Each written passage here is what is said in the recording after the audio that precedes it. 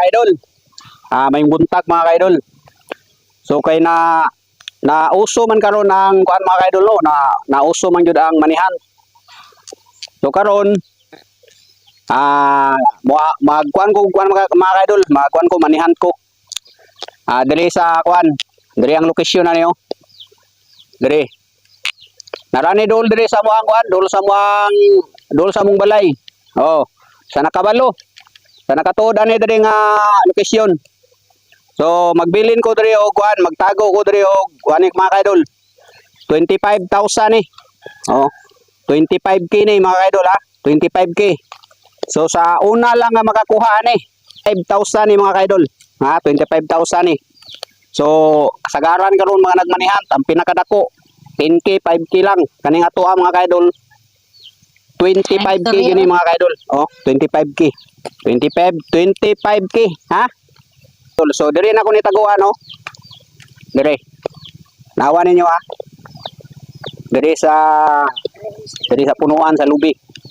Oh, diri na ko ni butang mga kaidol. Diri. Nagmanihan ta. Diri na ko ni butang, diri taguan ako diri ha. Yun goy. Paalang niyo diri. Tunga ta. Paalang niyo diha mga kaidol. Ha? Asa naman to? Sama kauna lang mga kaidol. A few moments later. Goy. Ani, Asa bang tari to goy? viral gini karon nga video ni. Ano to diri na pita ba? Tara goy. Post na ko ni. Tara. Hoy. Unsa man na? Uy. Pero yung nagikuha. Kamo may nagkakita. Asa mo anong nakakuan mo nga nagibutang kwarta diya? Ngano kabalo mo? Ukoy manwini mo. Wa pa gani ko nakapost inyo no managi. Ibalik koy. Ipapusa sa ko ninyo. Wa pa ko nakapost. Dala. Ida. Wa pa ko nakapost ba? Ibalik na ito kay mag-post ako. Sana. Kato lang nakapalo mo yung mukuha na. Lain na gud. Ay, naunsa man yung tao ni si mo hapos.